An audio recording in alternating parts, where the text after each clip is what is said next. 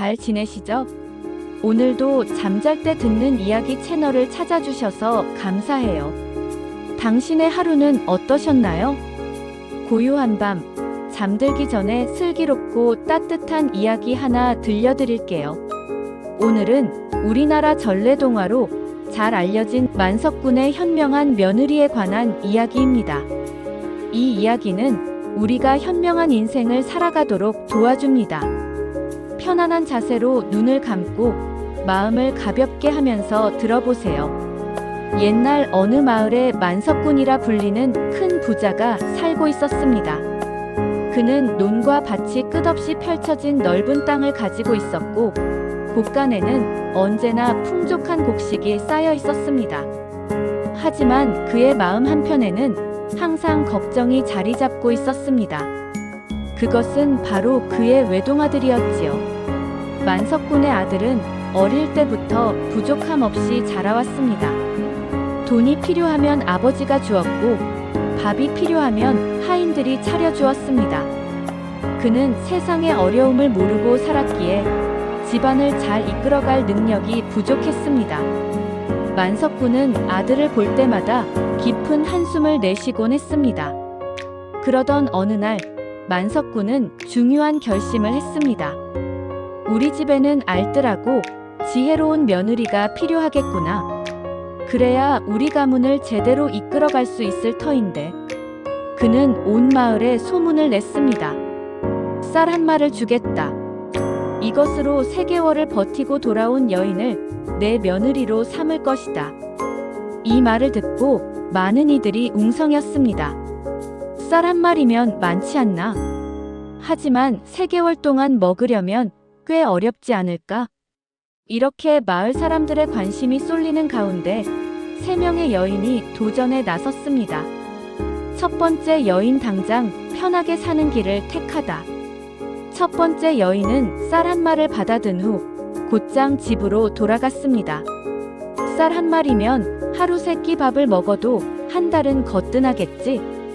그녀는 아무런 걱정 없이 매일 맛있는 밥을 지어 먹었습니다. 처음에는 든든한 마음으로 생활했지만 시간이 흐를수록 점점 쌀독이 비어갔습니다. 결국 3개월을 채우기도 전에 쌀이 바닥나고 말았습니다. 그녀는 어쩔 수 없이 만석군을 찾아가 고개를 숙였습니다. 제가 잘못 생각했나 봅니다. 만석군은 아무 말 없이 고개를 끄덕였습니다. 그녀는 결국 도전에서 탈락하고 말았습니다. 두 번째 여인 아끼는 것만이 능사는 아니다. 두 번째 여인은 쌀을 아껴 써야 한다는 생각에 처음부터 죽을 쑤어 먹으며 생활했습니다. 밥을 해 먹으면 금방 바닥날 테니 죽으로 낀 일을 해결해야겠어. 그녀는 하루하루를 배고픔을 견디며 살았습니다. 하지만 그마저도 2달이 지나자 바닥을 드러내기 시작했습니다.